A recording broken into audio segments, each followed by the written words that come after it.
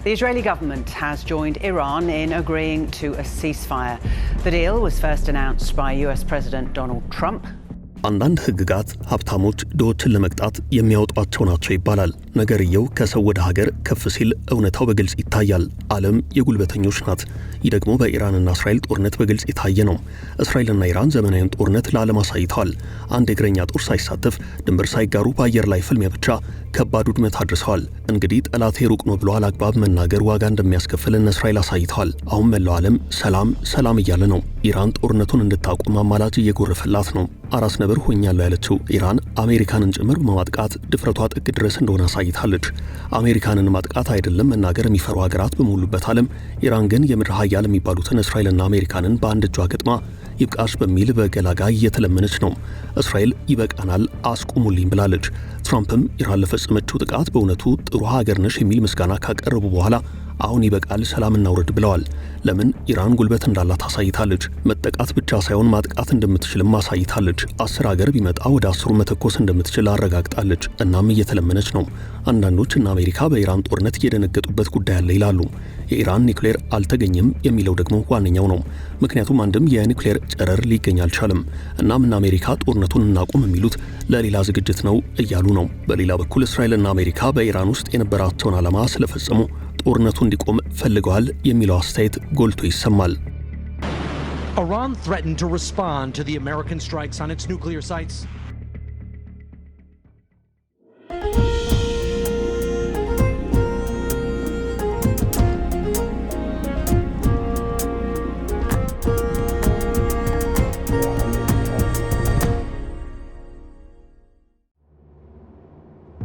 የጦርነቱ መጨረሻ ያየው የተሰዋው ወታደር ነው ይባላል። መጨረሻው እርሱ ሲሞት ነው። ደግነቱ የኢራንና እስራኤል ጦርነት እግረኛ ወታደሮች አልተሳተፉበትም።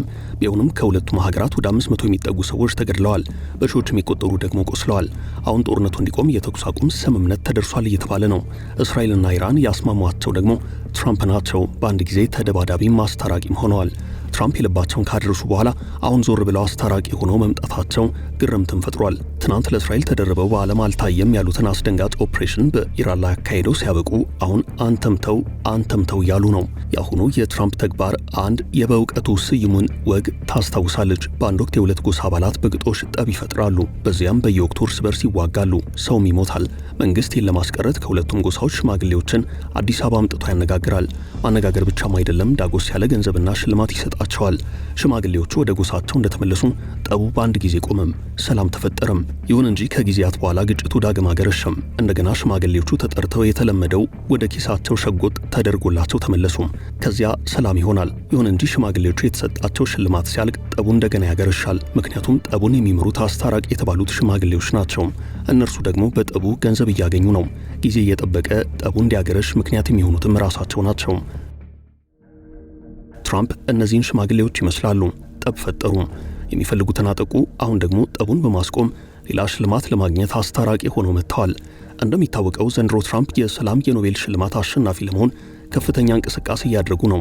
እናም በአንድ ድንጋይ ሁለት ወፍ እንዲሉ ትራምፕ ኢራንን ደብድበው እንደገና ከእስራኤል ጋር አስታርቀው ሽልማት የማግኘት እቅድ አላቸው። በእርግጥ ትራምፕ የሰላም ኖቤል ሽልማቱን ቢፈልጉትም ከኢራን ወገን ያለውን ግን ማንም እርግጠኛ አይደለም። የኢራን አጸፋ ኔታንያሁ እንዳሰቡት በቀላሉ የሚቋቋሙት እንዳልሆነ ሲታወቅ ትራምፕ አሁን ይሄ ነገር መቆም አለበት ብለዋል። ከኖቤል ሽልማቱ በተጨማሪ የኢራን ጦርነት እንዲቆም የተፈለገው በዋነኝነት በሁለት ምክንያት ነው። አንደኛው የኢራን አቅም ነው። በእርግጥ ኢራን በዚህ ጦርነት ብዙ ነገር አጥታለች። ከ400 በላይ ሰው ተገድሎባታል። ለዓመታት የደከመችባቸው የምድር ውስጥ የኒውክሌር ማብሊያዎች ተመተውባታል። በምንም የማተካቸው ከ10 በላይ የኒውክሌር ጠበብቶች ተገድለውባታል።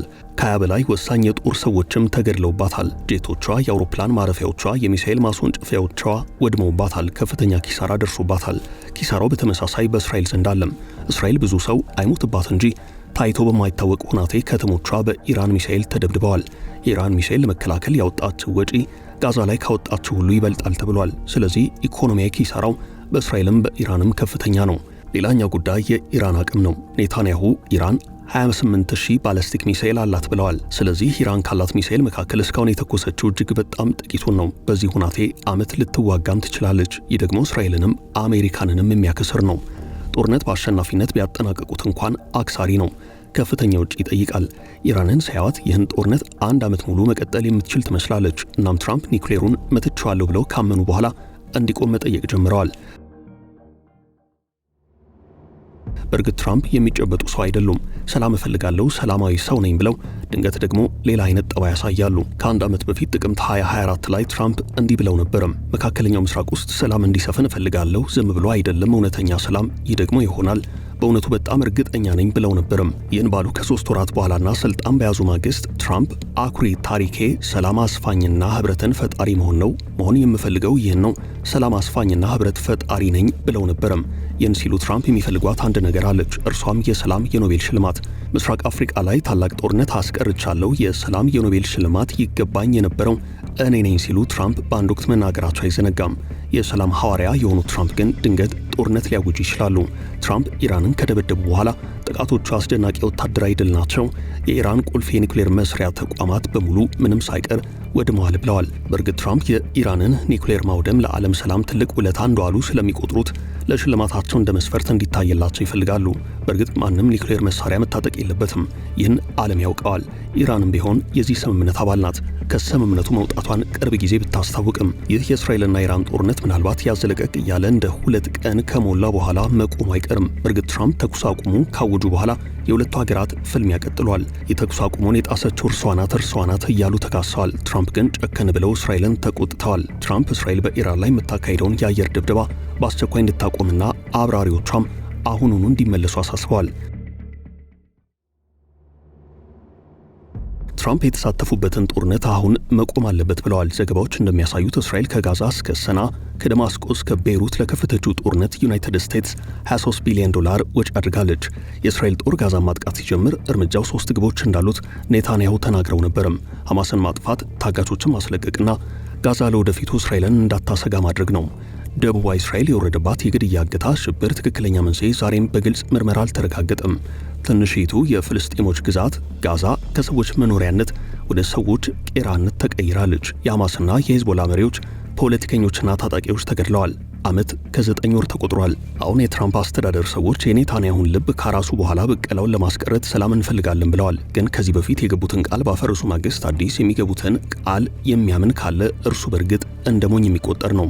በእርግጥ ጦርነቱ በዚሁ ቢቀጥል በኢራን ላይ ሊያስከትል የሚችለው ጉዳት እጅግ የከፋ ነው። ስለዚህ መቆሙ ለኢራንም ጥቅም ነው። ኒውክሌሮቿ ተመቱም አልተመቱም ጦርነቱ ቢቆም ኢራን ተጠቃሚ ናት። ድፍረቷ ጥግ የደረሰ እንደሆነ በፍርሃት ለተሸበቡት የአረብ ሀገራት አሳይታለች።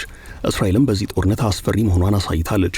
በተለይም ሞሳድ አሁንም አስፈሪነቱን አስመስክሯል። አሜሪካ ከራሷ ምድር ተነስታ ኢራን ውስጥ የፈጸመችው አስገራሚ ጥቃትም አሜሪካ የምድር ኃያል መሆኗን በድጋሚ ያሳየችበት ነው። ጦርነቱ በዚህ ቢያበቃ ተሸናፊም አሸናፊም የሌለው ይሆናል። አሸናፊ ካለም የጦር መሳሪያ አምራች ድርጅት ይሆናል።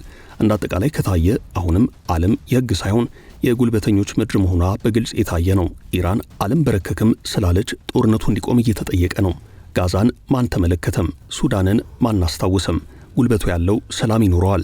የቀድሞው የዶናልድ ትራምፕ የጸጥታ አማካሪ ጆን ቦልተን በአንድ ወቅት እንዲህ ብለው ነበርም። የዓለም ማህበረሰብ የሚባል ነገር የለም፣ ያለችው አንድ ልዕለ ኃያል ሀገር ዩናይትድ ስቴትስ ናት ሲሉ ተናግረዋል። ዓለም የጋራ ማህበር፣ ፍርድ ቤት፣ ህግ፣ ደንብ፣ ስምምነት የሚኖራት ለአሜሪካና ለእስራኤል እስከጠቀመ ብቻ ነው። ባይሆን ኖሮ እስራኤል የኒውክሌር ቦምብ መታጠቋ የአደባባይ ሚስጥር በሆነበት በዚህ ዘመን ኢራን ሰላም ያለችውን የኒውክሌር መርሃ ግብር የሚያስወነጅልበት ምክንያት በእርግጥ ምንድን ነው የሚለው ጥያቄ ግራ አጋቢ ነው።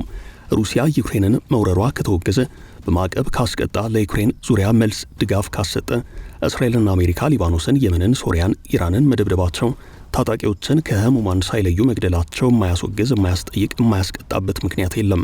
ነገ ቻይና ታይዋንን ወይንም ጃፓንን፣ ሰሜን ኮሪያን፣ ደቡብ ኮሪያን ቢወሩ ዓለም አቀፍ ሕግን አፈረሱ ይባላል። የኢራኖች ፍርሃት ብልጠት ይሁን ስልታዊ እርምጃ የዋሽንግተን ኢየሩሳሌም መሪዎችን እብሪት ያጋለጠ ነው።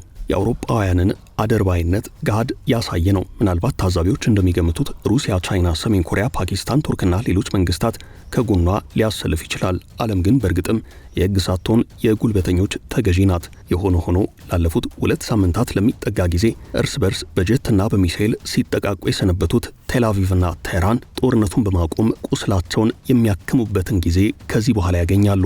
አበቃን። መልካም ጊዜ ተመኘን።